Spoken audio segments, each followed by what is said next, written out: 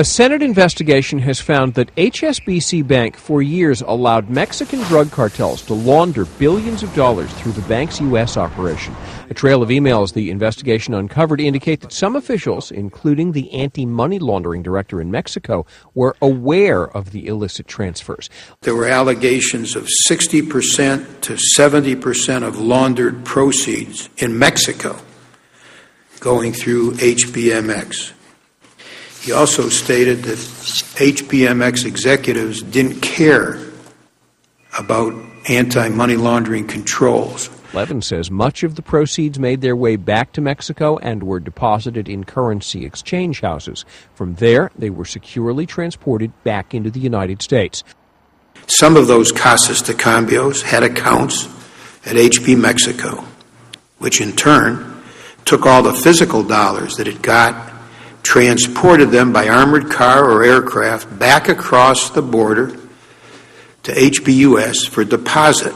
Irene Dorner, the president and CEO of HSBC Bank USA, apologized for the lax controls. HSBC's compliance history, as examined today, is unacceptable. HSBC has learned some very hard lessons from the experience of the past few years, but we have taken very substantial steps to address the problems that we, our regulators, and this subcommittee have identified. Dorner and other HSBC executives say the bank has made deep policy changes to address the issue.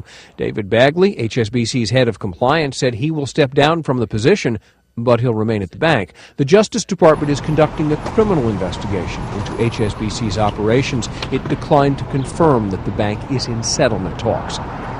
This is a major case where a lot of people are going to be in big trouble. There are a lot of very serious laws with harsh and stiff penalties for people who are deeply involved in this controversy.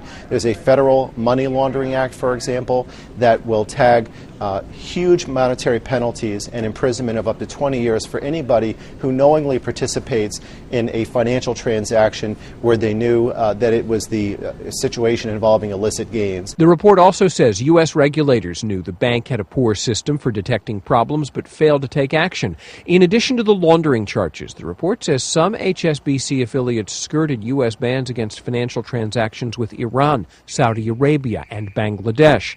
Some of those transactions are believed to have helped fund al-Qaeda and other terrorist groups. Warren Levinson, Associated Press.